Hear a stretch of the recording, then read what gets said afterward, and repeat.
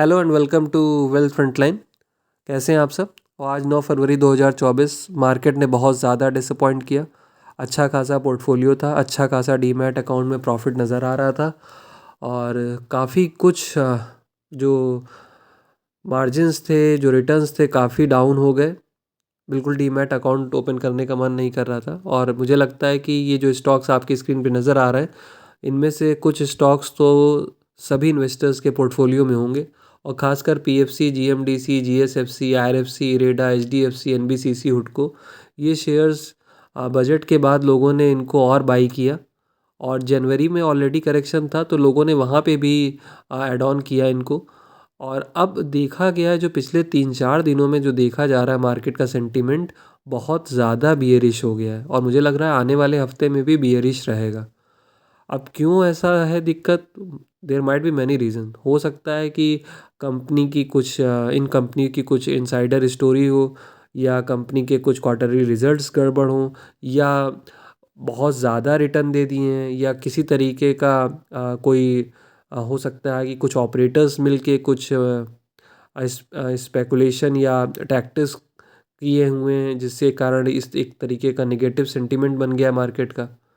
और इवन मुझे ऐसा लग रहा था अभी कोई किसी भी तरीके का interest rate, repo rate, reverse repo rate में कोई इस तरीके का वेरिएशन भी नहीं आया और कोई भी इस तरीके की ग्लोबल क्राइसिस वाली कंडीशन भी नहीं इंटरनेशनल लेवल पे देखी गई और ना ही कोई बाईलेटरल ट्रेड एग्रीमेंट में किसी तरीके का डिसअपॉइंटमेंट नज़र आया है। तो फिर मार्केट का इतना निगेटिव सेंटीमेंट क्यों है? क्यों लोग इतना डर गए?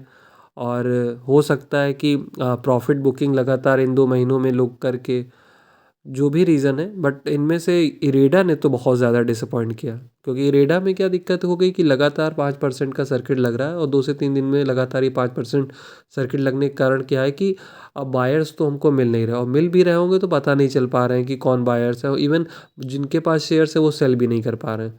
इवन लोगों ने एमओ ऑर्डर्स भी लगाए होंगे but after after market order भी वर्क उतना नहीं कर पा रहा है। तो अब क्या रीज़न है, ये सब चीज़ों को थोड़ा-सा हम लोग डिटेल में अलग-अलग का एक्सपर्ट्स के माध्यम से समझने की कोशिश भी कर रहे हैं और न्यूज़ मीडिया भी इन सब चीज़ों को रिपोर्ट कर रहे हैं। वैल्यूएशन के कारण ये आप करेक्शन कर रहे हैं, वी डोंट नो। बट अब जैसे इरेडा को अगर आप देखो, इरेडा का चार्ट अच्छा खासा ये 215 को टच करने का था कि हाँ, प्रोजेक्शन था कि 215 को टच कर जाएगा। बट उसके बाद से क्या हुआ, ये गिरा ही है और लगातार किसी का जो भी रेजिस्टेंस लेवल थे सब इसने ब्रेक किए। और अब तो मुझे लगता है कि आईआरएफसी भी इसी तरीके से मतलब उसका जो पैटर्न बन रहा है उस वो पैटर्न भी लगातार, अगर आप देख रहे हो, पहले 161 के आसपास रेजिस्टेंस था, उसके बाद अब जो 144 का रेजिस्टेंस दिख रहा है, तो हो सकता है इसके नीचे अगर चला जाए तो और डिप पे जा सकता है। तो रेलवे सेक्टर के सारे शेयर्स गिर रहे हैं और आईआरएफसी भी गिर रहा है और दिक्कत ये भी आईआरएफसी का 5% का लोअर सर्किट नहीं है, हो सकता है 10 से 20% का हो, तो दिक्कत आईआरएफसी में बहुत बड़ी आ सकती है। अगर कोई एक बड़ी कैंडल बन गई तो काफ़ी दिक्कत आ जाएगी। और एचडीएफसी में तो भाई बिल्कुल शॉकिंग है यार। निफ्टी बैंक का बिल्कुल सबसे ज़्यादा स्टेक अगर देखा जाए तो एचडीएफसी बैंक के माध्यम से हो यार। ये स्टॉक पिछले साल भी बिल्कुल आ, हिला डुला नहीं और इस बार भी हिला डुला, तो इस तरीके से हिला डुला कि ये नीचे ही चला गया। पीएफसी देखो यार, expansion growth, power finance corporation है। पावर सप्लाई, पावर डिमांड की हमेशा ज़रूरत है, एक्सपेंशन हमेशा है, पता नहीं क्यों गिर रहा है। एनबीसीसी बजट के बाद बोला यार एनबीसीसी हुडको बढ़ेगा, अच्छे खासे मकान वकान बनने का, इंफ्रास्ट्रक्चर संबंधित बातें लोग कर रहे थे और ये भी गिरने लगा।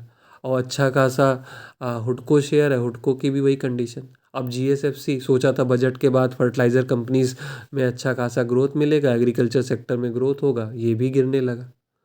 जीएमडीसी आया, जीएमडीसी के बारे में अगर आप देखोगे तो जीएमडीसी लोगों ने बोला था, जैसे कुछ न्यूज़ चैनल ने बोला, जी बिजनेस ने बोल दिया कि GMDC stock of the year है, मगर इसमें भी थोड़ा पिछले 4 से 5 दिनों में हल्का बहुत बढ़ा ही है। उसके बाद अब जीएमडीसी का भी वही हालत।